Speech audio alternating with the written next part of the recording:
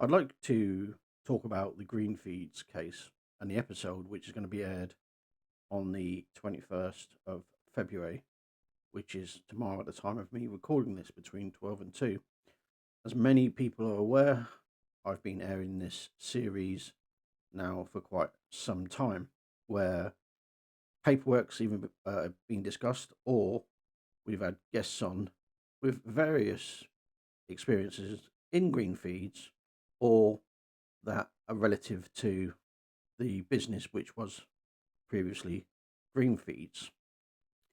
And it has been a fascinating journey to really understand and trying to figure out what really went on that night, and also understand what went on before the business operation, and how it got to that incident that night, that fateful night. We've had basically three key witnesses, in my opinion. One is Lance Leivers, one is Jake, and one is tomorrow's guest is Richard Draycott, who was the one that brought back the tanker. One thing that's really interesting, very telling for me, is that everybody talks in a general term as if tankers coming back with feed was regular. I think in people's heads, um, that basically this was always going on. But for example, in Richard Draycott's interview, him and Steve Hunt talk about tankers overfilling from time to time. Now, that would make you think time to time, what is that, once a month or a couple of times a week or whatever, time to time to me seems that it was, a regular occurrence and is an acceptable element of the business. However, by his account, it happened 4 times during his lengthy employment. Now, the reason why I make this point is because if you're saying that to a jury, time to time, one would imagine the barristers would have said, how often? I asked a simple question, and he said 3 or 4 times. Now, the same question applies to how often did people go into tankers. One thing I will say, and this is really important, I'm not there to challenge guests. I'm there just to ask questions. I don't want to cross-examine guests. I don't think it's appropriate for me to do that. But my role was in this interview is to ask as many questions as I can to get an understanding, and that will reveal massive contradictions. And the same thing that's happened in this interview, where I found out in that interview that the mixing shed didn't have any mobile phone reception. You go back to Robin Neve, he said in his statement that Gillian Leivers was constantly on the phone to him and also watching him on camera. Now, if that was the case, how he's got a special phone that has special phone reception? Another important point, which got revealed, is that if you come out of the mixing shed, you go slightly to the right or slightly to the left, you'll get phone reception. That further reveals, well, why didn't nobody call 999 straight away? Why did not someone just go slightly to the right, slightly to the left, call 999? Another point that was discussed during the interview is the fact that Stuart Brown, I mean, that man's got a lot to account for, The gave the instruction to go into a tanker. What was also revealed was that basically, it indirectly though revealed that this is not normal for someone to go into a tanker with that much product inside. Now, if you go back to Robin Neve's statement, he said, I mean, this guy's ridiculous, Robin Neve, unbelievable. He said at one time he was requested to go in at chest height. Chest height. You've also got in the interview, you've got Stuart, and I believe possibly Richard saying that as soon as you open a tanker lid, it'll knock your head off. And which quite possibly be true. That's something that I can't remember his name now. Where's it gone? The welder, I can't remember his name. Sorry, I apologise. The fabricator said he said the same thing. So there is some consensus, but there's lots of discrepancies. So, and then the Richard Draycott goes on to say that Stuart Brown told, I'm not going to even mention the term because I think it's disgusting, Nathan to go into the tanker, and then so basically Richard Draycott told Nathan to go into the tanker. Bear in mind, Richard Draycott is in charge of that tanker. It's still in his custody. And he goes and tells someone else to go into a tanker that even him would not be willing to go into. Now, he does say, caveat it, as older people, we don't get asked to go into tankers. But in all honesty, if you knew it was dangerous, you must have a fiduciary duty, in my opinion, to protect your fellow staff, or even question it. But Richard Draycott was perfectly happy or content to allow Nathan to go into a tanker. Richard Draycott basically goes on to say, this is all in short form, by the way, because it's very important, this interview, very important, because it gives us the opportunity to look back at what was said on the stand, and that transcript's heading our way soon. The is that basically he set him up to go into the tanker with the jet wash, and he was sitting on the top of the tanker ready to lower himself in to jet wash 6 ton of material, loosen it up. Now then he doesn't hear anything, which takes about 2 minutes. The jet washer doesn't hear the noise and shouts up, "Are you okay?" And he's on the adjacent side of where the ladder is to go up to the top. And he goes round, and this takes approximately 2 minutes to get on top of the tanker himself. And then Nathan's there dangling, trying to get out. And he said basically he was wet through and through. Tried to help him out, and he fell into the tanker. Which leads to a number of questions in itself. Was it, if you look at the staging of it and think about its height, because he had no ladder, yet another important point about ladders is that they mention about the Ramuniacs used to go in to the tankers with ladders. Yet when I questioned him again on it, no, we never use ladders. But that could be just an accidental comment. But it's important. It is important, because if you use ladders to go into tankers, I'm sure there's a specific place for ladders to be there for as and when people go into tankers. And then he proceeds to go and say he went up to get help because Nathan had fell into the tanker. The point I'm making is this: did he have enough arm's length to stand up and hold on and reach the tanker, right? Or was it at the point where basically he was trying to get in and was holding on? That sequence of events, if you're trying to imagine it. So did he actually manage to get into the tanker initially and then think, geez, I need to get out? Could he possibly reach to get out? Or was that part of that same bit of process?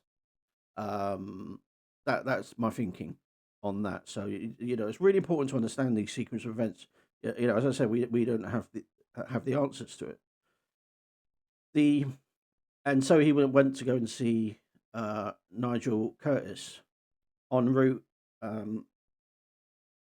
he met up with Gavin, and it appears to me that the way Richard Draycott explained that it was not a normal event, and basically he was in distress himself, saying, "Look, I'll be candid. Fuck, Nathan's in a tanker. There's a problem." Now, if it was usual business and that sort of stuff for someone to be in a tanker, this makes it sound to me like it's a special event. He's in the tanker. He's in the tanker.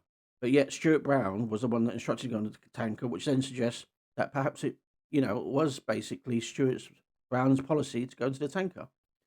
And then obviously they went to Nigel Curtis. Up until this point, nobody's called 999. Up until this point, nobody's called 999.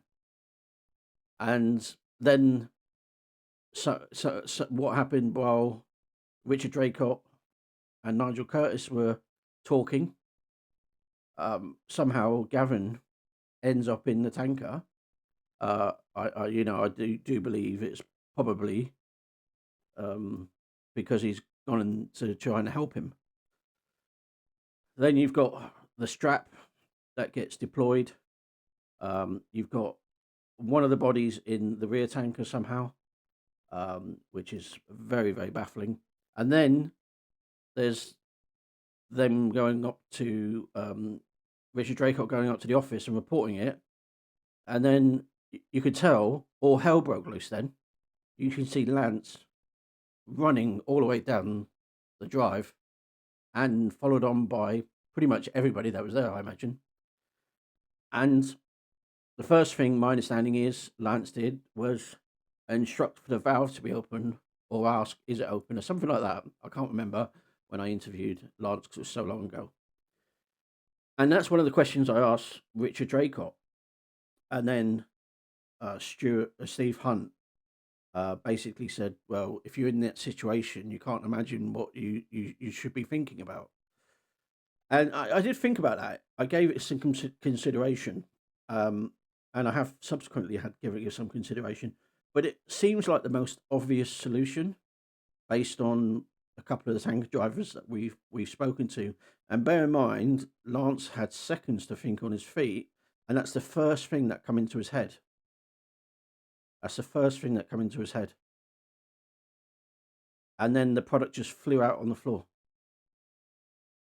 Bear in mind, the jet wash was never ever used. Yet there was allegedly a blockage. Now, I'm not here to accuse anybody of anything. I'm just here to ask questions. And then, obviously, the emergency services were called.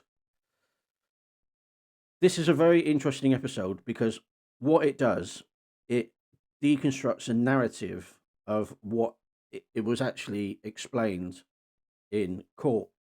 In terms of there's awareness of health and safety and self-awareness. Richard Draycott and Steve Hunt both said they would not be willing to go into tankers.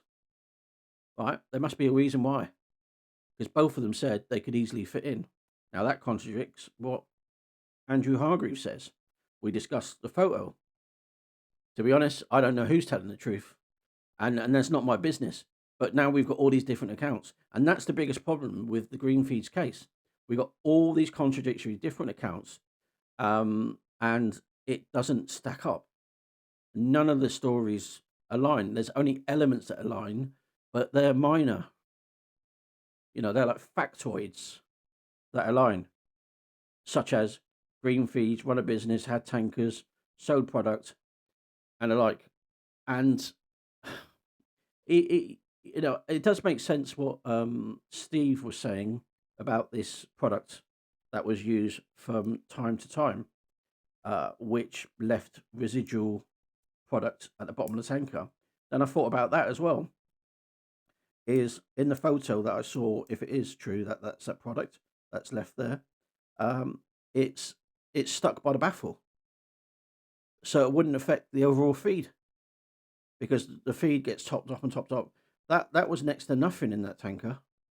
And also, I don't get. I mean, Ian's proposition was at one stage, and I think Phil agreed that this was done post the incident. But Andy Hargreaves says he cannot get through that baffle hole. And when you look at that product on the floor in that photo, there was no identifiers there to suggest that it went through that route. And for that reason, I find it very, very confusing. In addition to that, it was suggested that Gavin somehow went in via the lower circular cutout, and that's like impossible. It's impossible. It's impossible. Like literally, is impossible. And so that's an easy one to dismiss. And what would be really interesting is where you would, if you did have the opportunity to reconstruct it without egregious material in, but similar sort of density material of 6 ton of content, to see if the body could flow through.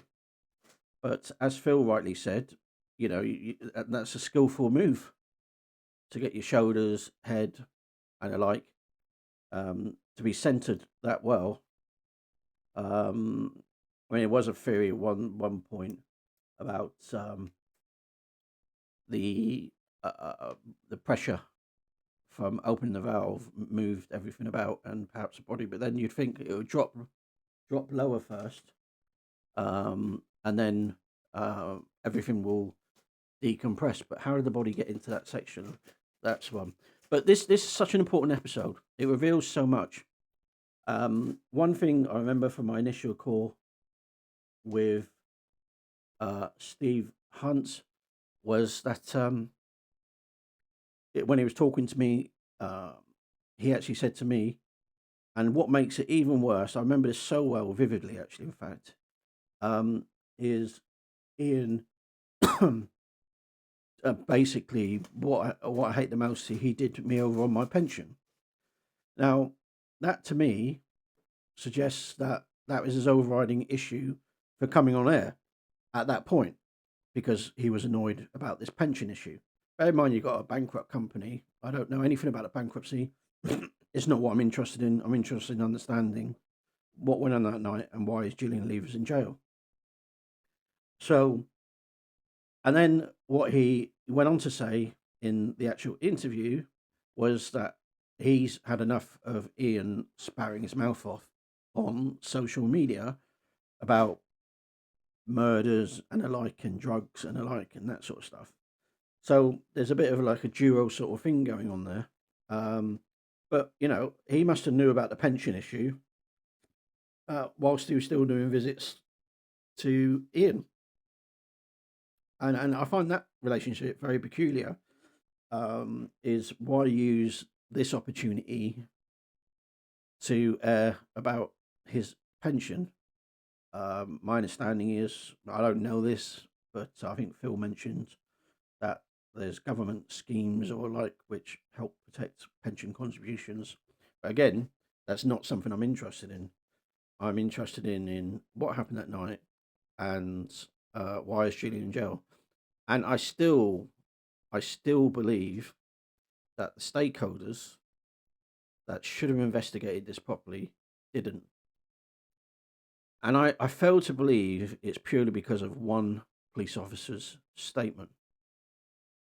This mystery photo, Phil found some identifiers on there, and it was sent to the police before the incident. For what reason? Was there a police investigation before the incident? It's very interesting. Very interesting. But I you've got to listen to this interview. But the problem is, I get it that you're not going to be able to listen to all the episodes, but they are fascinating because every episode builds up a picture. Why did the solicitors not do proper interviews? Why were there not experts employed to investigate the tanker with knowledge of the fact that the HSE didn't do it, and also asking why the HSE not doing it. All these sort of questions, and why was not everybody identified, which I still don't get to this day. I don't get it, you know. But listening to this episode, I think it's very, very compelling, very compelling. And I was asked actually by Steve Hunt. Said he thought that I had an opinion already. No, is the answer. No. One opinion that I can say is Gillian Leivers ought not to be in jail, especially for the egregious sentence she got.